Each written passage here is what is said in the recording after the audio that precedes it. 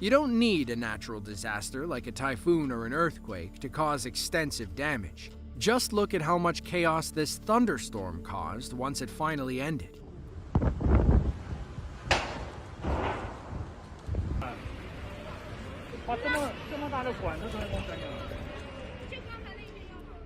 According to the local government, over 3,000 people were evacuated during the storm. Thankfully, nobody was in this car when that giant cylinder fell through the roof. Nantong is about 60 miles outside of Shanghai, on the opposite side of the Yangtze Delta. This thunderstorm impacted several eastern China, extensive damage to eastern India in the fall of 2018. Roughly 300,000 people had to be evacuated as the storm moved up through the Bay of Bengal. When it arrived in Andhra Pradesh, it came with 78-mile-per-hour winds and a storm surge that flooded coastal villages. In the small town of Chikiti in Odisha, India, locals watched the Bahuda River rise to dangerous heights. Debris piled against a footbridge people used to cross over. They learned that when Mother Nature starts pushing, she eventually pushes whatever is in her way.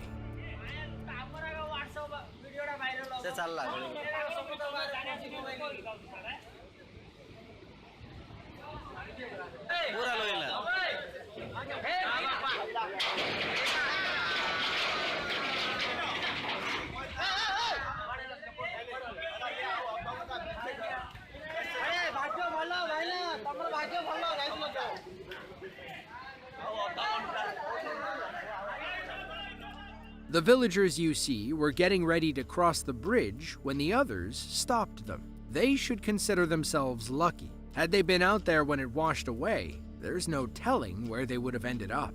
Scenes like this were common during Cyclone Titli. Odisha recorded roughly 18 inches of rain in 48 hours. Floods, winds, and landslides caused about $920 million in damages.